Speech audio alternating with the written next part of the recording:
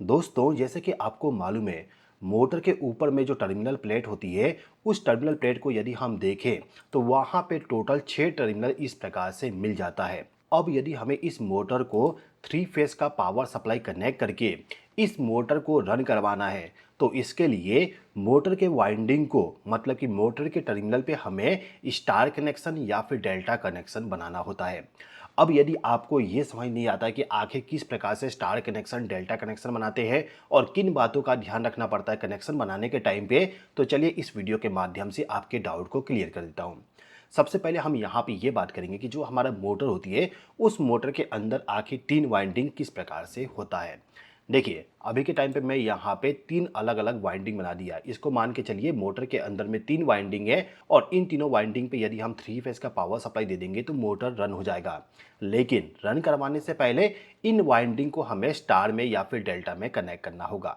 अब कनेक्शन कैसे करेंगे, पूरा चीज़ें एक्सप्लेन करूँगा। इसको समझने के लिए मैं आपको यहाँ पे एक एग्जांपल बताता हूँ। मान लीजिए कि आपके पास में कोई लैंप है, जैसे कि ये वाला लैंप। अब इस लैंप को यदि आपको ग्लो करवाना है, तो ग्लो करवाने के लिए आप यहाँ पे फेज सप्लाई और न्यूट्रल सप्लाई कनेक्ट करोगे और इस लैंप को यदि आप फेज सप्लाई और न्यूट्रल सप्लाई प्रोवाइड कर दोगे तो लैंप हमारा ग्लो हो जाएगा। इतना चीज़ें तो आपको मालूम है। सेम कहानी हमारे मोटर में भी होता है। मोटर के अंदर में 3 अलग-अलग वाइंडिंग है। अब इन तीनों वाइंडिंग को समझ के चलिए कि 3 अलग-अलग लैंप है। अब ये जो लैंप है, इस लैंप को यदि आपको ग्लो करवाना है, तो इसके साथ में आपको फेज सप्लाई और न्यूट्रल सप्लाई कनेक्ट करना पड़ेगा। सेम इसी प्रकार से सेकंड वाले वाइंडिंग या फिर आप कह सकते हो सेकंड वाले लैंप को यदि आपको ग्लो करवाना है, तो इसको भी आपको फेज सप्लाई और न्यूट्रल सप्लाई प्रोवाइड करना पड़ेगा। सेम इसी प्रकार से तीसरे वाले वाइंडिंग के लिए भी हम करेंगे। तो इस प्रकार से यदि हम सभी वाइंडिंग को फेज सप्लाई, न्यूट्रल सप्लाई दे देंगे, तो मोटर हमारा रन करना स्टार्ट कर देगा। अब जैसे कि आपने देखे होंगे कि जो मोटर के अंदर से वायर आता है, उस वायर का कुछ नंबरिंग या फिर उसका डिटेल लिखा होता है। जैसे कि आप देखोगे U1, U2, जो पहला वाइंडिंग होता है उसका नाम हम U1, U2 के जरिए डिनोट करते हैं। सेकेंड वाइंडिंग को हम V1, V2 के नाम से डिनोट करते हैं और तीसरे वाइंडिंग को हम W1 और W2 के नाम से डिनोट करते हैं। जहाँ पे भी 1 लिखा हुआ पहला सिरा हो जाएगा और जहाँ पे 2 लिखा हुआ है वो हो जाता है दूसरा सिरा। अब यदि आप इस प्रकार से कनेक्शन करना चाहते हो मोटर में, तो इस कंडीशन में मोटर के अंदर आपको 6 वायर लेके जाना पड़ेगा। जैसे कि 1, 2, 3, 4, 5, 6, 6 वायर इसके अंदर जाएगा। तो यदि आप इसके अंदर 6 वायर नहीं ले जाना चाहते हो, तो आप सिंपली क्या करोगे, यहाँ पे आप देखोगे U2, V2, W2, ये जो सिरा होते हैं, इन सभी को हम न्यूट्रल सप्लाई एक साथ प्रोवाइड कर सकते हैं क्योंकि इन सभी को हमें न्यूट्रल सप्लाई देना है, तो एक ही न्यूट्रल सप्लाई को इसके अंदर ले जाके हम दे सकते हैं। तो इसके लिए हम चाहें तो यहाँ पे इस प्रकार से इसको सॉर्ट कर सकते हैं। इसको यदि हम इस प्रकार से सॉर्ट कर देंगे ना, तो इस कंडीशन में ये जो पॉइंट होता है, ये पॉइंट हमारा एक न्यूट्रल के जैसे काम करता है। इसका मतलब ये है कि आपको यहाँ पे न्यूट्रल सप्लाई को ले जाके कनेक्ट करने की आवश्यकता है ही नहीं। तो यदि आप चाहते हो कि आपके मोटर के अंदर में न्यूट्रल सप्लाई लेके ना जाए, तो आप सिंपली इनको इस प्रकार से जोड़ दीजिए। यहाँ पे जो पॉइंट है, मतलब कि ये जो तीनों वायर है, वो एक न्यूट्रल सप्लाई के जैसे ही काम करेगा। यदि आपको इसको प्रैक्टिस करना है तो आप सिंपल तरीका इस्तेमाल कर सकते हो। आप इस प्रकार का 3 लैंप लीजिए। अभी के टाइम पे मानिए ये हमारा 3 लैंप है। अब इन तीनों लैंप का जो न्यूट्रल वाली वायर होगी उसको आपस में इस प्रकार से जोड़ देंगे और जोड़ने के बाद यहाँ पे हम 3 फेज का पावर सप्लाई प्रोवाइड कर देंगे। जैसे कि R phase, Y phase, B phase, 3 phase का पावर सप्लाई मैंने प्रोवाइड कर दिया। इस प्रकार से पावर सप्लाई प्रोवाइड करने के बाद आप पावर सप्लाई को चालू करोगे तो आपका लैंप यहाँ पे चालू हो जाएगा। बिना न्यूट्रल सप्लाई को कनेक्ट किए भी आपका लैंप यहाँ पे चालू होगा।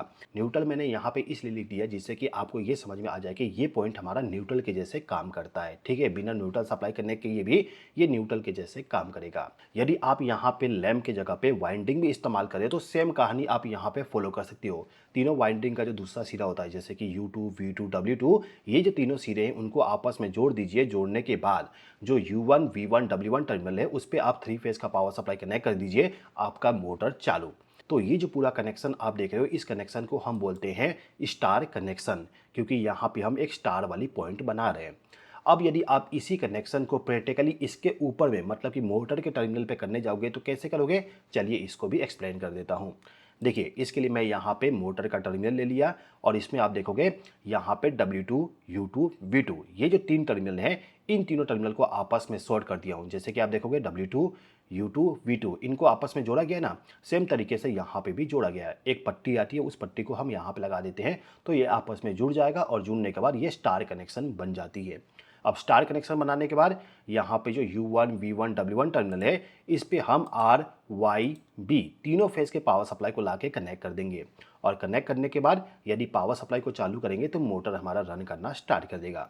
तो आखिर किस प्रकार से मोटर को स्टार कनेक्शन में कनेक्ट करते हैं, ये आपने समझ लिए। अब दोस्तों, ये जो मैंने पूरा कॉन्सेप्ट जो आपको बताया, यदि आप इसको पूरा प्रैक्टिकली देख के सीखना चाहते हो तो इसके लिए मेरा एक कोर्स है जिसका नाम है 100% प्रैक्टिकल कोर्स। और ये कोर्स किस पे है? Dual starter, reverse forward starter और स्टार डेल्टा स्टार्टर के बारे में। उस वाले कोर्स में मैंने पूरा प्रैक्टिकली सर्किट डायग्राम के जरिए, इसके अलावा आपको हर एक कॉन्सेप्ट एक्सप्लेन करते हुए, ट्रबल शूटिंग दिखाते हुए बताया हूँ कि आखिर किस प्रकार से ड्यूअल स्टार्टर का वायरिंग करते हैं, ट्रबल शूटिंग करते हैं।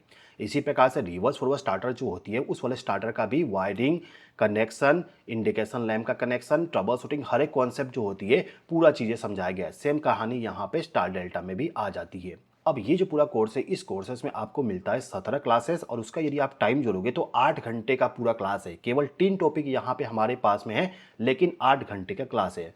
आप सोचिए 3 टॉपिक के बारे में 8 घंटे का क्लास है, कितना सारा नॉलेज आपको प्रोवाइड किया गया होगा। तो ये जो कोर्स है, इस कोर्स को यदि आप ज्वाइन करना चाहते हो तो इसका लिंक आपको डिस्क्रिप्शन में मिल जाएगा। इसके अलावा हमारा जो वेबसाइट है वायरिंग स्कूल, वायरिंग स्कूल लिखने के बाद सर्च कर दीजिए, पहला वेबसाइट जो आएगा, जैसे कि आप देखोगे हमारा यूट्यूब का जो लोगो है वो यहाँ पे देखने को मिल रहा है।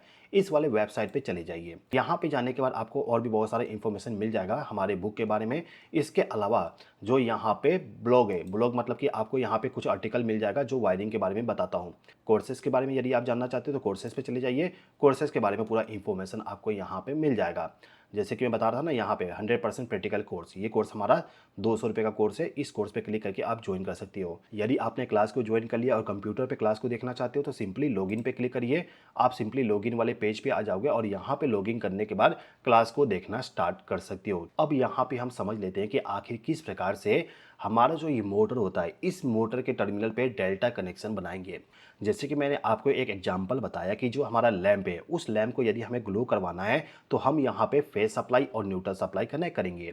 अब यदि हम यहाँ पे फेज सप्लाई और न्यूट्रल सप्लाई कनेक्ट करते हैं तो क्या होता है, 230 वोल्ट का हम पावर सप्लाई यहाँ पे इस लैंप को प्रोवाइड कर रहे हैं। सेम इसी प्रकार से यदि हम मोटर के वाइंडिंग को इस प्रकार से कनेक्ट करते हैं तो इस कंडीशन में जो हमारा मोटर होती है, उस मोटर का जो वाइंडिंग होता है, उस वाइंडिंग को सिंगल फेज का पावर सप्लाई या फिर आप बोल सकते हो 3 फेज का जो पावर सप्लाई होती है, उसको यदि हम 1.732 से डिवाइड कर देंगे, उसके बाद जो आंसर आएगा उतना ही वोल्टेज हमारे एक वाइंडिंग को मिलता है। क्योंकि यहाँ पे न्यूट्रल पॉइंट बन रहा है, न्यूट्रल पॉइंट बनने की वजह से एक वाइंडिंग को कम वोल्टेज मिलती है और कम वोल्टेज मिलने की वजह से मोटर का जो स्टार्टिंग करंट होती है वो स्टार्टिंग करंट कम हो जाती है। इसीलिए हम मोटर के टर्मिनल पे स्टार कनेक्शन को बनाते हैं। इतना चीज़ें आपको समझ में आ गया होगा। तो स्टार कनेक्शन का कहानी तो हमने समझ लिया, अब डेल्टा कनेक्शन का समझते हैं। अब यदि मेरे पास में ऐसा लैंप है जो कि 415 वोल्ट पे ग्लो होता है, तो इस कंडीशन में मुझे यहाँ पे 2 अलग अलग फेज सप्लाई को कनेक्ट करना होगा। जैसे कि मान लेता हूँ कि यहाँ पे मैंने आर फेज के पावर सप्लाई को कनेक्ट कर दिया और यहाँ पे मैंने वाई फेज के पावर सप्लाई को कनेक्ट कर दिया। इस प्रकार से पावर सप्लाई देने के बाद मेरा जो लैंप है वो लैंप मेरा ग्लो हो जाएगा। तो हमारा जो लैंप है, उस लैंप का यदि ऑपरेटिंग वोल्टेज 415 वोल्ट है तो उसको हम 415 वोल्ट भी दे सकते हैं। अब यदि आप देखोगे मोटर के डाटा प्लेट पे तो वहाँ भी 415 वोल्ट लिखा होता है, मतलब कि मोटर के वाइंडिंग को हम 415 वोल्ट का पावर सप्लाई दे सकते हैं। तो अभी के टाइम पे हम ये मान सकते हैं कि जो यहाँ पे वाइंडिंग है, ये वाइंडिंग भी हमारा ऐसा लैंप है जो कि 415 वोल्ट पे ऑपरेट होगा। तो इस कंडीशन में हम यहाँ पे फेज सप्लाई और न्यूट्रल सप्लाई कनेक्ट नहीं करेंगे। यदि हम phase supply neutral supply connect करेंगे तो वो हो जाएगा सिंगल फेज का पावर सप्लाई, जिसका वोल्टेज केवल 230 वोल्ट होता है। अब यदि आप यहाँ पे इस वाले वाइंडिंग को यहाँ पे आर फेज का पावर सप्लाई और यहाँ पे वाई फेज का पावर सप्लाई कनेक्ट कर देते हो, मतलब कि इस वाइंडिंग को आपने 2 अलग अलग फेज का पावर सप्लाई कनेक्ट कर दिए, तो ये जो वाइंडिंग है, ये वाइंडिंग आपका काम करना स्टार्ट कर देगा। क्योंकि मोटर का ऑपरेटिंग वोल्टेज 415 वोल्ट है, तो एक सिंगल वाइंडिंग को आप 415 वोल्ट का पावर सप्लाई डायरेक्टली दे सकते हो। सेम इसी प्रकार से यहाँ पे जो ये वाला वाइंडिंग है, इस वाइंडिंग को यहाँ पे मैं वाई फेज का पावर सप्लाई कनेक्ट कर देता हूँ और इस पॉइंट पे मैं बी फेज का पावर सप्लाई कनेक्ट कर देता हूँ। मतलब कि ये वाइंडिंग भी मेरा काम करना स्टार्ट कर देगा। अब बच गया यहाँ पे ये वाइंडिंग, तो इस वाइंडिंग को यहाँ पे बी फेज का पावर सप्लाई और इस वाले वाइंडिंग को मैं यहाँ पे आर फेज का पावर सप्लाई कनेक्ट कर दूंगा। तो इस प्रकार से कनेक्शन करने पे मोटर मेरा स्टार्ट हो जाएगा। अब ये जो पूरा कनेक्शन है, इस कनेक्शन के अकॉर्डिंग यदि हम यहाँ पे काम करने जाएँ तो यहाँ पे क्या करना पड़ेगा, जो हमारा यहाँ पे U1 टर्मिनल है इस पे हम R फेस का पावर सप्लाई कनेक्ट करेंगे और इस वाइंडिंग का जो दूसरा सिरा है वो U2 है, तो इस वाइंडिंग पे हम दूसरे फेस का पावर सप्लाई मतलब कि Y फेस का पावर सप्लाई कनेक्ट कर देंगे। अब यहाँ पे जो Y फेस का वाइंडिंग है, इस वाइंडिंग का सिरा है V1 मतलब कि ये वाला, और इसको हमने Y फेस का पावर सप्लाई कनेक्ट किए हैं, तो यहाँ पे भी हम Y फेस का पावर सप्लाई कनेक्ट कर सकते हैं। अब इस वाइंडिंग का जो दूसरा सिरा वो ये वाला होगा, तो इस पॉइंट पे हम दूसरे फेस का पावर सप्लाई कनेक्ट करेंगे मतलब कि बी फेस का पावर सप्लाई कनेक्ट कर देंगे। बच गया यहाँ पे दो वाइंडिंग, तो यहाँ पे आ जाएगा बी फेस का पावर सप्लाई और इस पे आ जाएगा हमारा आर फेस का पावर सप्लाई। तो इस प्रकार से भी हम यहाँ पे कनेक्शन कर सकते हैं, लेकिन इस प्रकार से कनेक्शन करने के टाइम पे मोटर के अंदर हमें 6 वायर लेके जाना पड़ेगा। अब यदि आप चाहते हो यहाँ पे 6 वायर ना जाए, तो इसके लिए आप सिंपली क्या करिए, ये जो आपका मोटर का टर्मिनल है उस टर्मिनल को आप इस प्रकार से शॉर्ट कर दीजिए। आप यहाँ पे देखोगे ना, इस वाले टर्मिनल को और इस वाले टर्मिनल को आर फेस का पावर सप्लाई दिया जा रहा है, तो दो दो अलग अलग पावर सप्लाई को लाने की जगह पे आप सिंपली इसी के अंदर में यहाँ पे इन दोनों को आपस में कनेक्ट कर दीजिए, जिससे कि यहाँ पे जो पावर सप्लाई कनेक्ट किया जाएगा, जैसे कि आर फेस का पावर सप्लाई यहाँ पे कनेक्ट किया तो ये पावर सप्लाई इस वाले पे भी चला जाएगा, मतलब कि दोनों टर्मिनल को, मतलब कि यहाँ पे जो ये वाला वाइंडिंग है और ये वाला वाइंडिंग है, इन दोनों को आर फेस का पावर सप्लाई मिल जाए। इसके बाद यहाँ पे ये दोनों आपस में शॉर्ट हैं, मतलब कि V1 और U2 को हमें वाई फेस का पावर सप्लाई कनेक्ट करना है, तो इसके लिए हम वाई फेस को लाएंगे यहाँ पे कनेक्ट करेंगे और यहाँ पे एक पट्टी लगा हुआ है, तो इस कंडीशन में V1 और U2 टर्मिनल जो है, इस टर्मिनल को भी वाई फेस का पावर सप्लाई मिल जाएगा। इसके बाद बच गया यहाँ पे W1 और V2 टर्मिनल, जैसे कि आप देखोगे W1 पे B फेस का पावर सप्लाई और V2 पे भी B फेस का पावर सप्लाई यहाँ पे कनेक्ट किया जा रहा है। सेम तरीके से हमने यहाँ पे शॉर्ट कर दिया, जिससे कि B फेस का पावर सप्लाई यहाँ पे कनेक्ट किया जाएगा, तो वो भी यहाँ पे चला जाएगा। तो यदि आप इस प्रकार से कनेक्शन कर दिए, तो आपका जो मोटर है, उस मोटर का जो वाइंडिंग होती है, उस वाइंडिंग को हम डेल्टा में कनेक्ट कर देते हैं। और डेल्टा कनेक्शन करने पे क्या हो रहा है कि मोटर का जो वाइंडिंग है, उस वाइंडिंग को हम यहाँ पे दो अलग अलग पावर सप्लाई के जरिए कनेक्शन दे रहे हैं, मतलब कि पावर सप्लाई प्रोवाइड कर रहे हैं। और यदि हम दो अलग अलग पावर सप्लाई प्रोवाइड करेंगे तो मोटर के वाइंडिंग को कितना वोल्टेज मिलेगा, 415 वोल्ट। इसका मतलब है कि मोटर के पास में ज़्यादा पावर रहेगा, ज़्यादा पावर रहने पे ज़्यादा टॉर्क के साथ में मोटर चालू होगा और इसका जो स्टार्टिंग करंट होती है, स्टार्टिंग करंट भी ज़्यादा होती है।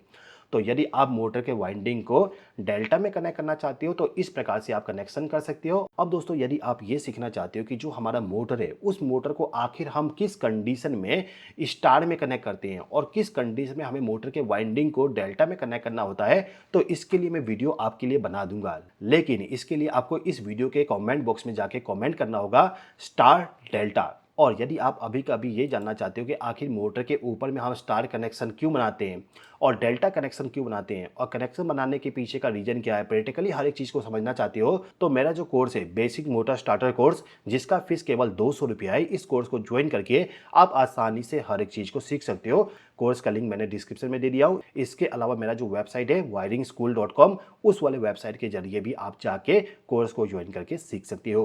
उम्मीद करता हूँ कि आज का जो क्लास है, ये क्लास आपको पसंद आया होगा। इस क्लास को देखने के लिए धन्यवाद।